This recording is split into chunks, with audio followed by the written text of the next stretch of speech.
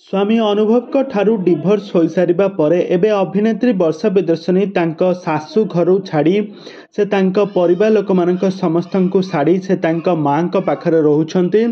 मां को पाखरे तांको कुनी संतानर जत्न नेउथबार मध्य नजर आसिछंती। तेबे दर्शक बंधु ए संपर्क रे कोन रहिछ अधिक अपडेट जानिबा पई हेले आपण माने आम चैनल को सब्सक्राइब करी पाखर थिबा बेल आइकन को दबाई दियंतु। दर्शक बंधु आपण मैंने समस्ते जानिथिबे अभिनेता अनुभव महांती वर्षा ठारू अलग हेबा परे अभिनेता अनुभव महांती घर को गोटे पर गोटे दुखर लहरी माड़ी आसी। वर्तमान समय अभिनेता अनुभव महांती राजनीति में फ्लप मारी राजनीति बीजेडी पार्टी ओहरी सारी।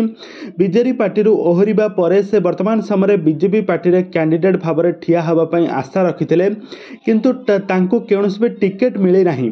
तो वर्तमान समय एवं अनुभव महांती एपट हेले ना सेपट हेले से वर्तमान समय पूर्वर तो बीजेडी पार्टी को बहुत टेकुले किंतु वर्तमान समय अनुभव महांती बीजेपी पार्टी विरुद्ध में कहते किंतु वर्तमान समय अनुभव महांती बीजेपी पार्टी को टेकी बीजेपी पार्टी रे से लड़ुचंती।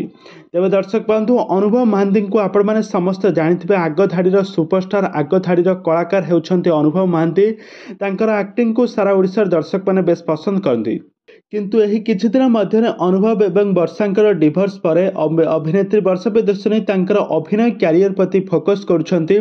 से बहुत सारा ओडिया सिनेमा रे अभिनय करबा सहित तांकर कुनी संतानर जत्न नेउथबार मध्य नजर आछंती। आउ यार किछि फोटो वीडियो मध्य वर्तमान समय सोशल मीडिया रे बेस वायरल होउछि जहाँकि सारा ओडिशार दर्शक माने भाबुछंती कि अनुभव को ठारू अलग हेबा परे अभिनेत्री वर्षा प्रियदर्शनी तांका कुनी पुआ कुनी झील को धरिकी से तांकर शूटिंग सेट को आसुछंती। यह प्रकृत मिछ खबर अभिनेत्री वर्षांकर तांका बड़ भौणीकर कुनी पुआ एवं झीर जत्न नेउथबार नजर आछंती। आ यार किछि फोटो वीडियो वर्तमान समय सोशल मीडिया रे बेस वायरल होउछि। तेबे दर्शक बंधु आपण मानकु अभिनेता अनुभव महांती एवं अभिनेत्री वर्षा प्रियदर्शनी को जोड़ी आपण मानकु केमिति लागे आमको निहाती भाबे कमेंट बॉक्स रे कमेंट करंतु। आगको एही भली हॉलीवुड संबंधित बा सीरियल दुनिया विषय रे अधिक खबर जानिबा पई हेले आपण माने आम चैनल को सब्सक्राइब करी पाखर थिबा बेल आइकन को दबाई दियंतु।